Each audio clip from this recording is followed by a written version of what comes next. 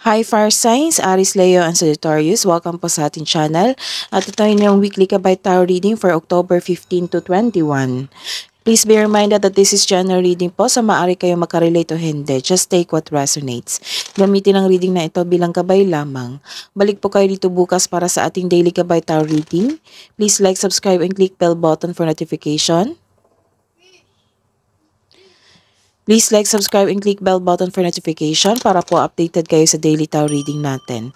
Para po sa gusto magpa-reading, maaari niyo pong makuha ang link. Nasa description box po ito. Message nyo lang po ako sa Messenger. Maraming salamat po. Spirit guides, ano po ang ganap for this week? Para po kay Aris, Leo, and Sagittarius. Fire signs. Ngayong week po, October 15 to 21. Challenges. May challenges, nagkaroon ng delay and obstacles. Nang dahil sa challenges na ito, na nagkaroon ng delays, may ganap na transformation or new cycle sa inyong buhay. Nagkaroon din ng movement sa inyong plano sa buhay. So, nagkaroon ng malaking changes sa week na ito.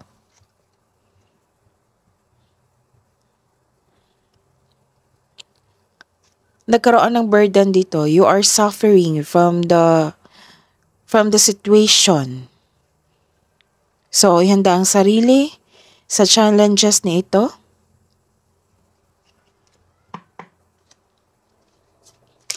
Spirit guides, ano po ang message niyo po para po for this week?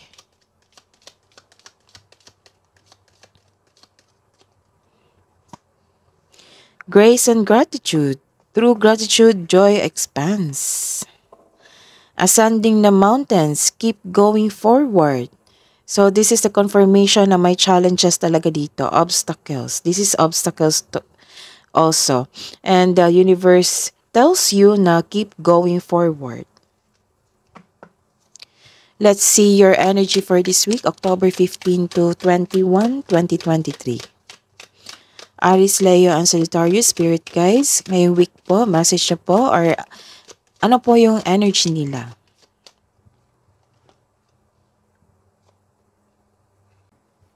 This is a reverse card. Ilan sa inyo makaranas na maraming kaaway or may kaaway ngayong week, kaya mag-ingat.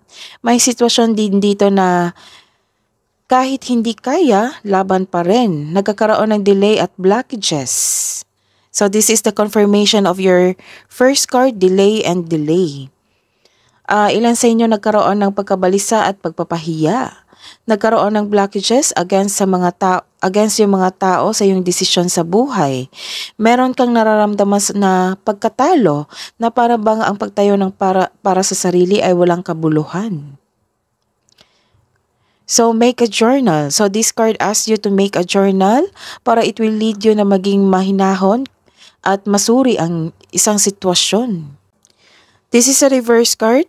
Nagkaroon po kayo ng moving on from the past, sa mga nangyari, sa mga salimuot na pangyayari. This is a hope sign. This is a reverse card, but this is a hope sign. Naka-move on ka na sa lahat ng unos na nagdaan at tanggap mo na ang mga nangyayari. Pinatawad mo na sila at higit sa lahat ang sarili mo. Nagkaroon ka ng healing dito and growth sa week na ito. Kaya pala nagkaroon ng changes dito because nag-decide ka na i-heal mo yung sarili mo, natanggapin na yung anumang nangyari. Opo. So, nagkaroon ng movement. You are decided to move on and to heal yourself. Movement and movement. Let's see your career and money. Aris, Leo, and Sagittarius ngayong week na ito. October 15 to 21, 2023.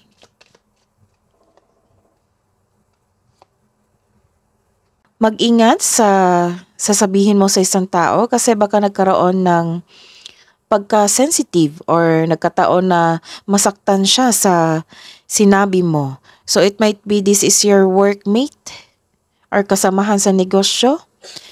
May immature din dito na tao na mangyayaring confrontation. Opo, may mangyayaring confrontation dahil sa hindi maganda ang kanyang pinagsasabi. Wala ka ng time sa inyong sarili. You may be taking life too serious. Masyado kayong busy sa inyong trabaho at negosyo. May nakita akong promotion dito dahil sa inyong kasipagan. Siguro minamanifest mo ito na ma-recognize ka at ma-promote sa iyong buhay karera. So this is granted yung manifestation nyo. May financial growth after a period of struggle. So this is struggle after this moment. So nagkaroon ng financial growth after a period of struggle. Your discipline and hard work are paying off, so enjoy this moment. Let's see your love and romance para po sa mga single and in relationship. Love and romance of love partnership for this week po, October 15 to 21. Para sa may relasyon, isa sa inyo may lihim o nagsisinungaling sa inyo. This card asks you na ngayon na ang oras upang maging tapat at bukas at makipag-usap ng malinaw sa loob ng inyong relasyon. Para sa mga single, maaring may tao na hindi tapat sa inyo, pero patuloy ka pa rin sinusuyo. This is a reverse card. Nagkaroon po kayo ng delay. This is also delay, and delay. So this is a third card. Nagkaroon ng delay. Some of you, iniisip yung past nyo. But you are decided to heal yourself. Opo. So this is a second card na you are decided to heal yourself. 1 and 2. Hinahayaan mo yung sitwasyon na matapos. So remind yourself na let go and move forward. Ang pagkapit sa nakaraan ay pumipigil sa paglitaw ng isang bagong simula. This card tells you na subukang huwag ipagpaliban ang kasaganaan na naghihintay sa iyo. Hidden truth, anong iniisip mo? Anong iniisip niya? Para po kay Aries, Leo, and Sagittarius, ngayong week na ito. Sa mga single, I hope that you can forgive me one day.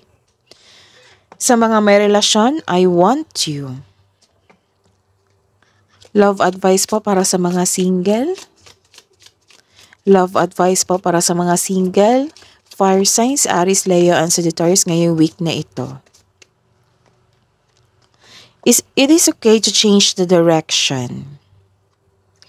Divine Feminine, step into your power. Wow. Love advice po para sa couple natin na fire signs sa week na ito, October 15 to 21, 2023. Mag-ingat kasi may temptation dito. Think carefully about the situation. Moment, may pag-uusap. Think of a special moment that brought you much joy with your partner. Kabuang advice nyo po, Spirit Guides, para po kay fire signs. Wow, luck is on your side. Claim nyo na.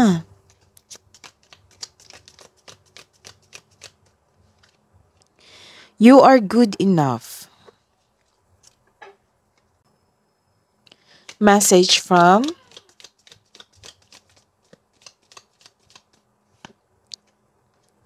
Archangel Lavender. Prepare for soul healing. Forgive and release everyone. Archangel Roquiel. Enter higher planetary service. Be a blazing light. That is your reading today for this week. Fire signs, Aries, Leo, and Sagittarius. Please like, subscribe, and click bell button for notification para po updated kayo sa daily tarot reading natin. Maraming salamat po.